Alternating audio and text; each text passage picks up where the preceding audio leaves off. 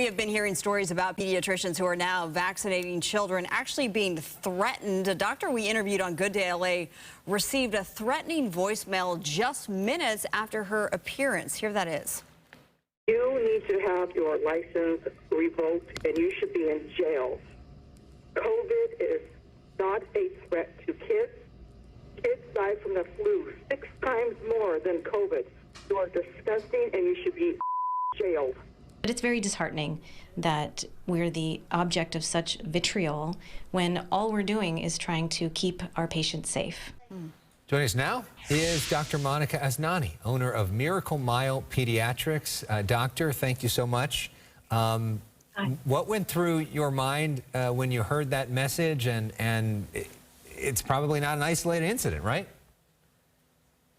No, you're absolutely right. It's not an isolated incident. In fact, I just received another call about 10 minutes ago. You know, like I said, it's disheartening, it's sad, it's frustrating because, you know, we all work very hard to provide good medical care for these children. You know, I've been working 7 days a week, as my colleagues have been, for this past several months to try to get this vaccine up and running in real time for our patients who are so incredibly grateful. We saw 50 children today, and the children themselves were saying thank you.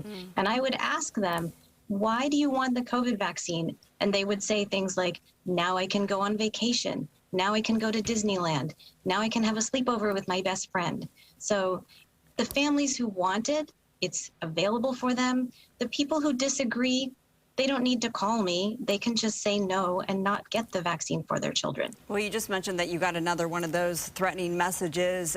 You sent it over to us, so let's play it. And we do need to warn the audience that we had to bleep a lot of it because it's filled with so many expletives.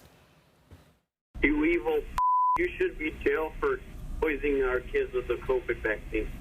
You.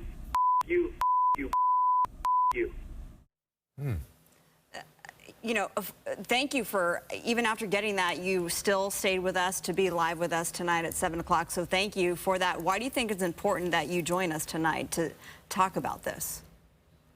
You know, I think that the people who are against a certain idea, their anger and their passion fuels them and they become very vocal. A couple years ago, I went to Sacramento to speak to the state assembly for a vaccine bill, and the overwhelming number of people in the audience were against the bill, and they were vocal and loud and abusive. And then on the other side, you have the doctors who are typically a little quiet and reserved and mild-mannered. And so, you know, it wasn't a fair fight. And I think we see that, you know, in society in general. But, you know, I think of it this way. If you don't drink alcohol, are you going to call every bar in the city and yell at them? No, you just don't go to that bar. So I'm not sure why you need to call the doctors. Well, some of them might say, and obviously calling you is not the solution, but some of them might say that they are being mandated to do this. They could lose their job. Their kids have to do this in order to go to school eventually, not yet, but eventually.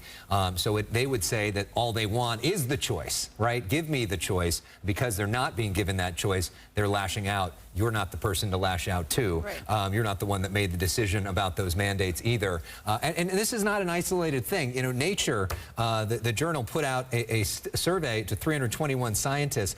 15% of them received death threats, 22% physical or sexual violence threats. 6 of them actually physically attacked because of this. So, I mean, this is happening all over the place. And what are you doing to protect yourself? You know, I'm doing what I always do. You know, I'm a safe person, and, you know, I don't put myself in a situation, or my staff or my patients, that we could have a problem. You know, we just have to be aware. And final word tonight for parents who are watching and who do have concerns about vaccinating their kids. What is your message? Yeah, so this COVID vaccine, it's new. It may not be for everyone in the first week, which is fine. We have hundreds of people who are anxious to get it in the first week, so let them get it. Then that will add more numbers to the safety data, and then the people who are on the fence, they can see a week later, a month later, 2 months later, kids are doing fine. Then they can take their turn and get their kids the vaccine. They don't have to rush out right now if they're still worried. Yeah, and big picture, let's calm the temperature down, Yes. or lower the temperature in terms of our society. We're seeing this in so many different aspects of our lives. People being harassed, politicians when they try to go to the bathroom, and all different aspects of this. And, there's a good way you can disagree without being disagreeable as well. Doctor, thank you for your important work helping to save the lives of children. We commend it here, and sorry you're having to suffer through this. Yes. Thank you, doctor. Thanks for having me. And stay safe, please.